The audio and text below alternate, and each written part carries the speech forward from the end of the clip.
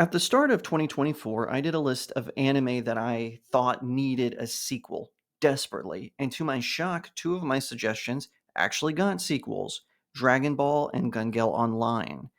Now that it's the end of the year, I decided to update the list with a few more suggestions. Plus, I have a great update for one of the other ones on my list, and it's an anime that is one of my all time favorites. 'Cause I've been living life right like I could just die any minute. Going for a ride down the Hi everyone, my name is Jacob Berry. Welcome to the StudioJake vidcast where I talk about all things pop culture. Be sure to like, share, subscribe, and if you're watching on YouTube, ring that little bell so you get notifications when I post a new vidcast and consider becoming a channel member. Okay, so everyone knows I'm an anime fan. I've got the t-shirt, I've got the collectibles, I've got the posters. I am a huge anime fan, and that's something very interesting. And it was kind of a gateway through Mobile Fighter G Gundam, which of course I've got Burning Gundam right here on my shelf. I get into anime sometimes, and I quickly learn that they may not have a follow-up season, that maybe the studio just kind of wrapped up the story or they did some sort of OVA to conclude the series. Meanwhile, the manga keeps going on and continues to publish incredibly unique stories that are a continuation. So, without further ado, here are 5 anime that I think need a sequel.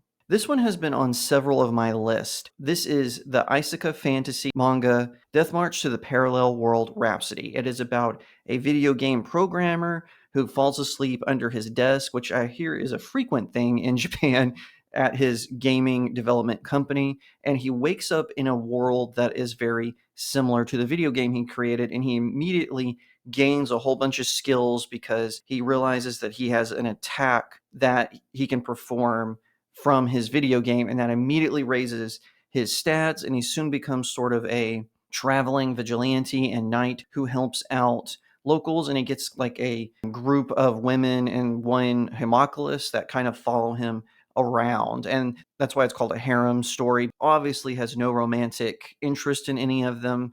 They still follow him around and it's all a group of women. So he has an elf princess who's like thousands of years old. He's got a few demi-humans with him, and like I said, a homunculus. And then along the way he runs into other people who are also seemingly from modern day Japan who are stuck in this world. It is created by Hiro Anaya, I think is how you pronounce his name. Let me know in the comments if I'm incorrect. And the manga is drawn by Fujimi Shobo. And again, let me know in the comments if I'm mispronouncing that. I don't want to show them any disrespect. So in 2018, they released an anime adaptation that covers the first arc and a little bit into the second arc, and then it just ended. There was no OVA follow-ups, there was never a second season, and I was really sad about this because, like I said, it's one of my favorite anime. Now, I did continue to read along with the mangas. In fact, I post reviews of them on my website, StudioJakeMedia.com, where you can go and check those out.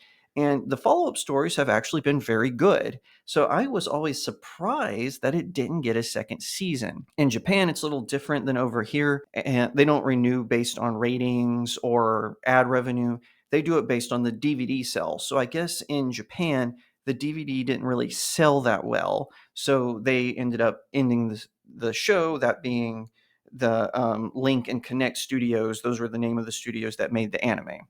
Well, it just was announced in November this past year that, in fact, it is going to get a second season, and I am very excited about this. Like I said, it's one of my favorite mangas to read. It's one of my favorite animes. I love season one, and so I was so excited to hear that a second season is coming. I really look forward to it, and I can't wait to see what they're going to do with the story of Sato and his merry band that go on all of these travels and all of these adventures. I really cannot wait to see where they will take it with the anime. Okay, so up next, we actually have one of my wife's favorite anime and manga, and that is Snow White with the Red Hair.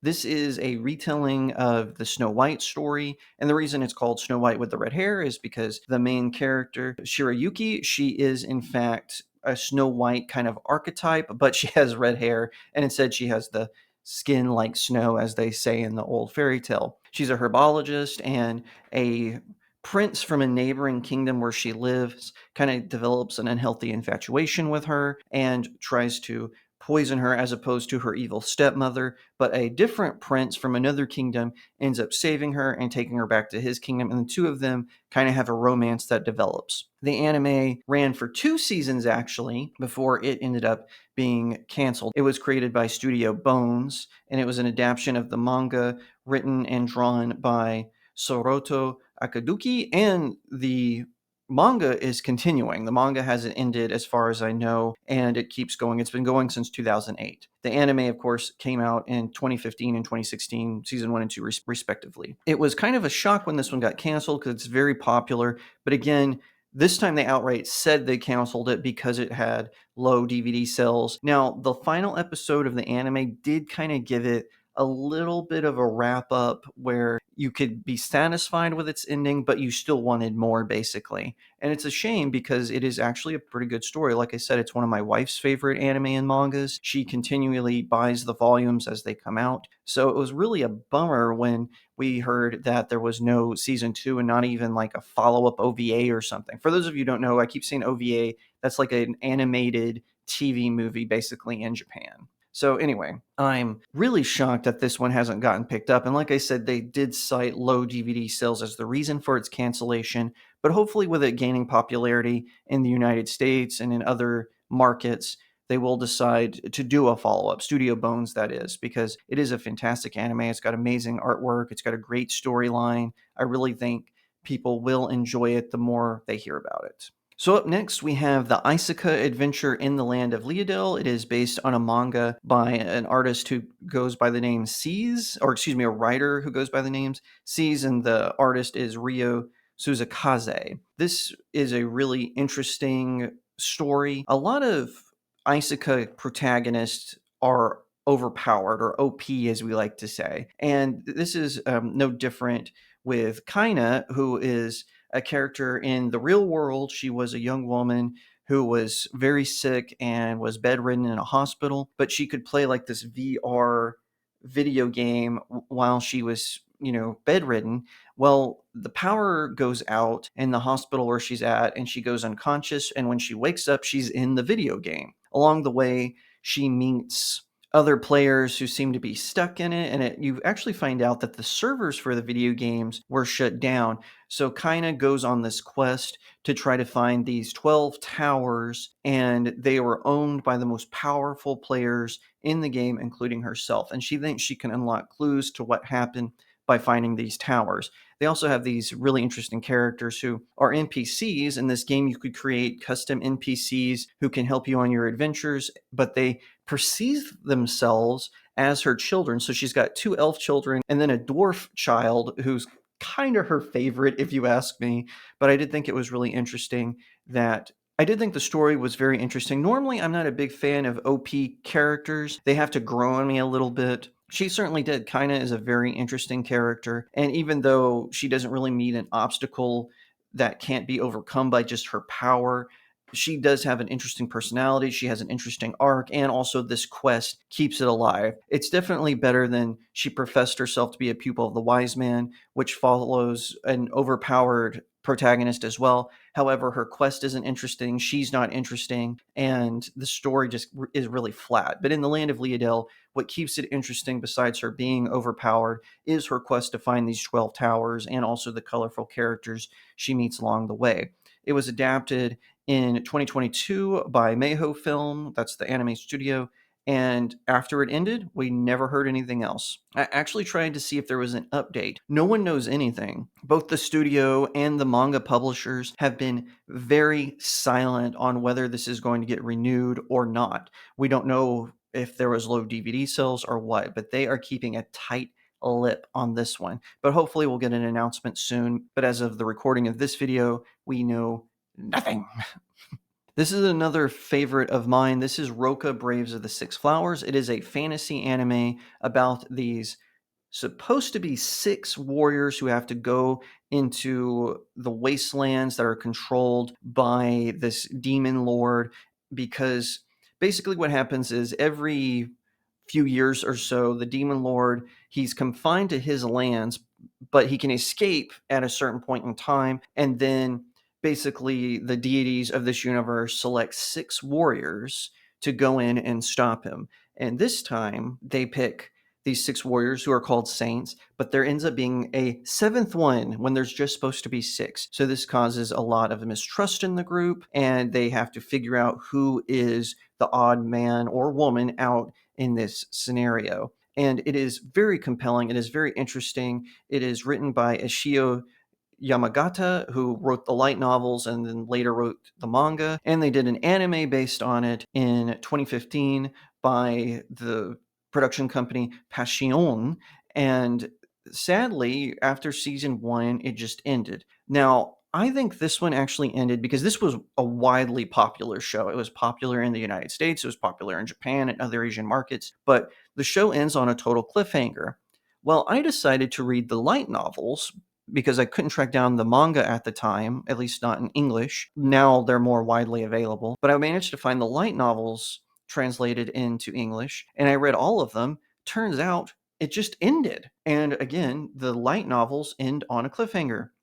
The original author has refused to comment on it. In fact, he went into isolation for a while, so much so that there was speculation that he had perished, but that's not the case. He's still alive. He actually goes to manga conventions and signs books, but he refused to comment on the conclusion of the series or anything. So I think that maybe that's why this anime was canceled, is because they felt like if they had continued on, well, they would have just had a cliffhanger, and I guess they didn't feel worthy enough to do with their own conclusion. And that's kind of a bummer because I actually do think there is a way they could end it where it would be satisfying to everyone. I have my own theories on that. I won't talk about them in this video, but I would really like to see a conclusion to the series, either with him returning to write the light novels or the manga, or if the anime decides to come back, adapt the rest of the stories, and then bring their own conclusion. I think that would be really good.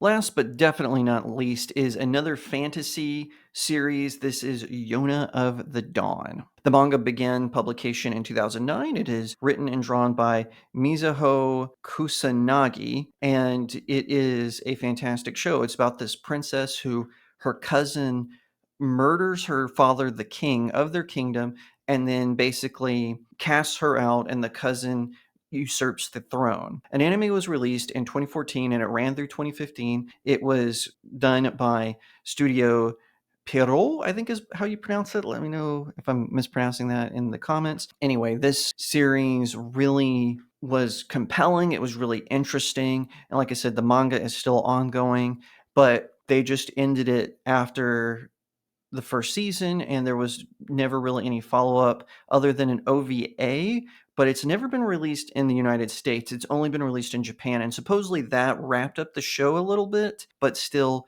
not in the same way the manga did, because like I said, the manga is still going, so they just kind of wrapped it up with, I think, a 3-part OVA. Why did this happen? Well, we don't really know. It seemed like the manga continues to make sales. The DVD sales sold really well. They just decided not to do it. And it ended on a really shocking cliffhanger. So I would love to see a second season pop up. Maybe they ignore the events of the OVAs, kind of like what Dragon Ball used to do when there would be a movie or an OVA. The show would sometimes just ignore that continuity and keep going. Maybe they could do that here because it is really an interesting show. It's about the princess. Like I said, she was deposed. She's very upset because she was also very close to the cousin. So she goes on the run with her bodyguard, and they have to find these warriors who are basically reincarnations of dragons that used to rule over their kingdoms. Some of them don't want to join her, and that creates some strife. And it's very interesting. And at the conclusion of the series, she had met all of these warriors and was trying to convince them to join with her so they could retake the kingdom and inspire rebellion against her tyrannical cousin. So those are my 5 suggestions. Do you have any? I'd love to hear them. Let me know in the comment section below. Once again, thank you so much for watching. If you liked that video, give it a like, leave me a comment to what you think, share it out to all your friends, and subscribe. If you're watching on YouTube, ring that little bell so you get notifications when I post a new vidcast, and consider becoming a channel member. Head on over to my website, StudioJakeMedia.com. There are no ads, and you can sign up for free through your email address or the WordPress app, and you get an article at least once a day that covers all kinds of pop culture topics. You can also support me by heading to my locals community. The link is in the description of the video. You can sign up for a subscription or send my articles tips. I really appreciate it when you do stuff like that because you can also read my short stories, which I publish exclusively on my locals community. You can also check out one or all of my novels. I won't leave you hanging like some of these other anime studios did. You can find them all on Amazon.com. Pick one or all four up. It really helps out small indie creators like myself. Once again, thank you so much for watching, and I'll see you next time right here on Studio Jake. Cause I've been living life right like I